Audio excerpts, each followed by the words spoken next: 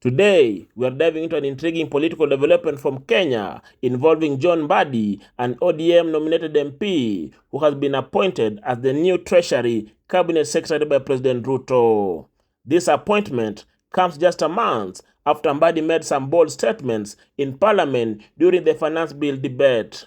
Mbadi criticized President Ruto's economic advisors, labeling them as economic saboteurs, and he urged that the advisors lacked expertise in handling economic matters which could hinder Kenya's economic stability.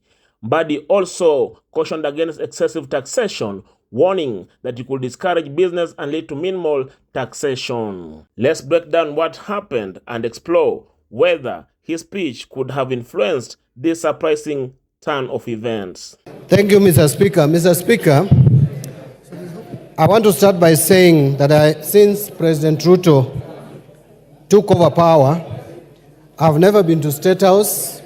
I don't intend to. I have never had a one-on-one meeting with him. So the only forum I can use is this one, to tell him what I think he needs to do. The President, I want to tell you, the people you have hired, economic advisors you have hired at State House, and the people you have put at the Treasury are not advisors, but they are economic saboteurs. Please look for economic advisors to help you govern this country for the remaining period of 3 years.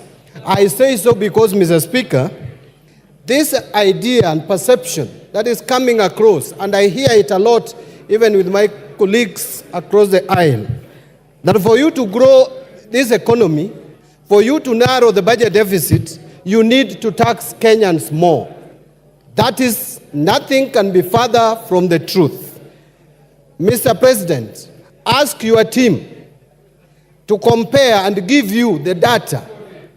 When we passed the Finance Bill of 2023, what effect has it have on revenue collection?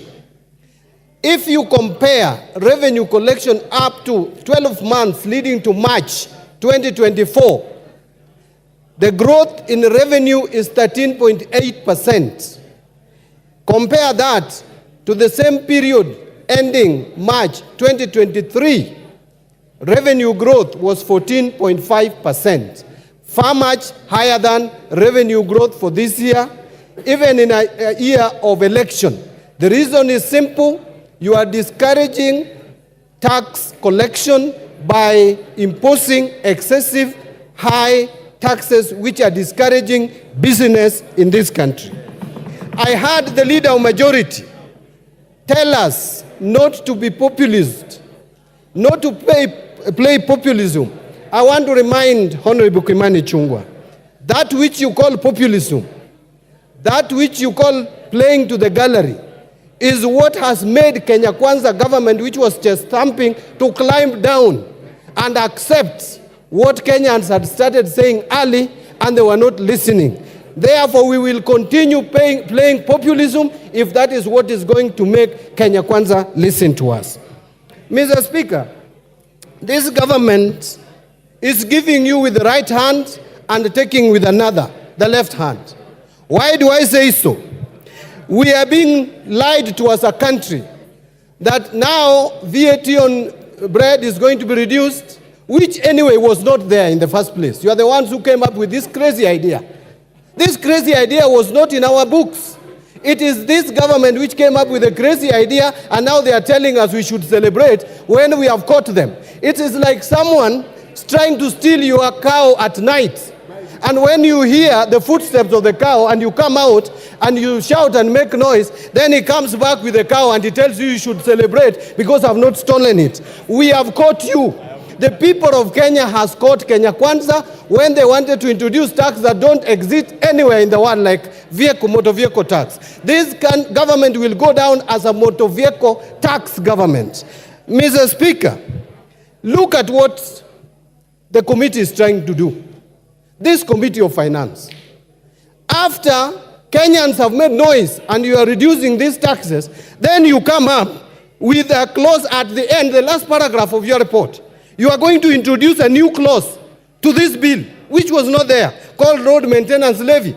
And you are telling us clearly that you have not been able to collect enough levy in this year than previous year because the prices of fuel was high, and you are proposing to increase it here by 7 shillings, but I'm told, I have information that you are going to move it to 9 shillings when we come to the committee of the whole house. We must reject these attempts to increase the price of petroleum product, because that will increase even the price of electricity and therefore will increase the cost of production. Order, Mbadi, yes. His remarks didn't go unnoticed. Molo MP and Finance Committee Chairman Honorable Kuria disputed Mbadi's claims, calling them misleading.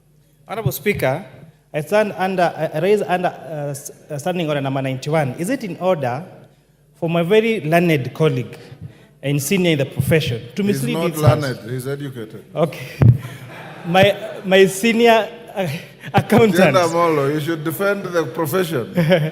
Is it in order, Honorable Speaker, for CPA Mbadi, an experienced accountant and a very experienced lawmaker, to say and to inform this House that the report on the Finance and National Planning is amending the road maintenance levy to increase fuel prices? He should know better that an increase in the fuel prices is contained under regulations on the Kenya Roads Board Act. And therefore, introduction of increase of fuel cannot be done on a finance bill. It is just a matter of simple logic that such an experienced legislator should know, Honorable Speaker. This sparked a heated exchange where Mbadi defended his stance, expressing shock that someone in such a crucial financial role didn't understand his own committee's report. Mr. Speaker, I'm shocked that the chair of Finance and Planning Committee does not even understand this report. Let us go to page 3, is it 397 or 377? There is the last paragraph, Mr. Speaker, and I want to read it if you allow me.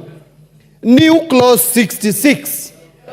New clause 66, road maintenance levy. The committee notes that the road maintenance levy is charged on all petroleum. Don't want to read all that. It says, additionally, the committee to help raise sufficient funds to maintain and repair roads across the country, the committee recommends an increase of the levy pursuant to Section 3 of the Road Maintenance Levy Fund Act from 18 shillings to 25 shillings per litre on all petroleum products. Mr. Speaker, new clause means what? You are going to put a new clause. Order. You know, Mr. Speaker, yes, Kimani. I came to Parliament. Order. Nothing personal, Mbadi. Fast forward to yesterday, and President Ruto appoints John Mbadi, an opposition MP, as the new Treasury Cabinet Secretary.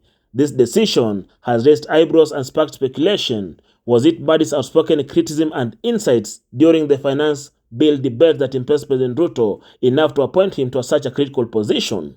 While it's tempting to connect Mbadi's parliamentary speech to his appointment, the reality is likely more complex. Political decisions often involve multiple factors, including expertise, political alliances, and strategic considerations. Mbadi's appointment will undoubtedly be watched closely to see how he navigates the challenges ahead. Multifelix, Newstime TV.